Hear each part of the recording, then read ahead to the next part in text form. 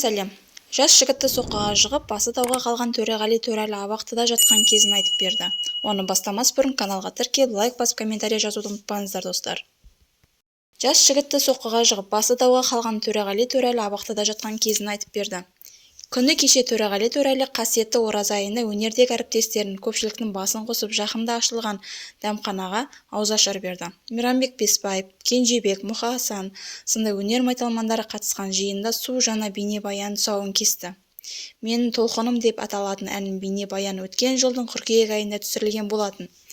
Клипті араға 6 ай салып, жарыққа шығуының себебін сұраған әншіге, оның ешқандай себебі жоқ. Сабақты ине сәтімен дейді ғой, сәті бүгінге түсіп тұр екен. Бірақ клипті арнайы осы күнге сақтап шығармай қойған жоқпыз, деді өнер жұлдызы. Әнші бейнебаянға жұмсалған бюджеттің мөлшерін де жасырып қалмады. Өзім есептемесем де өзім саудаласпағаннан кейін біле бермеймін, деді.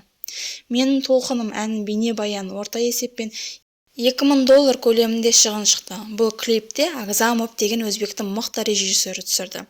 Мен ең алғашқы «Ол жанымда» деген әнімді де бейнебаян түсірген сол кісі еді. Төреғали Төреәлі Көлсайдағы жас жігітті соққыға жығып, басы дауға қалған кезі көпшіліктің есінде болар. Аталған жайт менің толқыным әннің бейнебаян түсіру барысында болған, еске саламыз.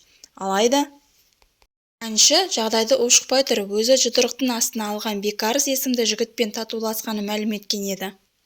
Соңына дейін тыңдағандарыңызға көп рахмет. Лайк басып, комментарий жазып, каналға тіркелуді ұмытпаңыздар, достар.